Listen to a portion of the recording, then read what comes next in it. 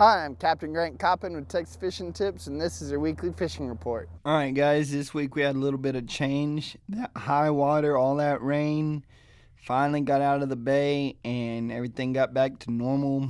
Tide went down, the fish moved to the channels and the ditches. Just up here, just north of the bridge, we've been catching lots of drum and redfish on the cut bait for the reds and live shrimp for the drum. Just hitting that west drop off, even getting a few nice trout. And remember, just north of the bridge, they only got to be 15 inches. So come up here, catch some fish. Over here on the King Ranch shoreline, getting some good reds. I'm up tight to the shore, fishing those sand pockets, throwing cut mullet in them, catching reds. You know, some of them, you pull up, catch one or two reds, and the others, it's pretty consistent. You know, you just kind of sit there, and about every 5 to 10 minutes, you're getting a red. So if you got some patience, you don't mind waiting them out, just sit back, throw 3 or 4 rods out in 3 or 4 different spots, and just let those reds come through. They're going to be coming upwind, up current. And the stronger that wind blows, the better these spots are going to be. Over here on this grass line in Emmerds, we've been actually catching some trout. It's a short bite, but it's a bite. I just started using some croaker. We're catching trout in here.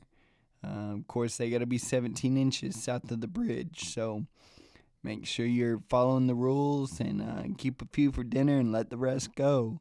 Once you're done with your trout thing, you can move up and fish these sand pockets up here a little bit further in and catch some nice redfish.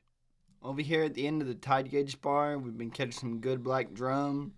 Nothing big, but the good keeper size drum. You know, the 14 to 18 inches. You know, they keep moving back and forth on this dang tide gauge. But when that tide falls, they come down to this side, and when it goes up, they travel up and down the tide gauge with the bait. So right now, with the tide falling, they are on this side of the tide gauge between the end of the gauge and East Clayburg Point. Over here between Penascal Point and Marker 9 Rocks, we've been catching a mixture of drum and trout both. Just fishing the rocks in a 3 to 5 foot range. Of course, it's hot right now, but using your trolling motor, you're able to get some really nice fish in here. Just do some rock hopping. I put this in my report before towards the end of the summer. This is going to be a spot that's really going to start to heat up as we move into our dog days of summer.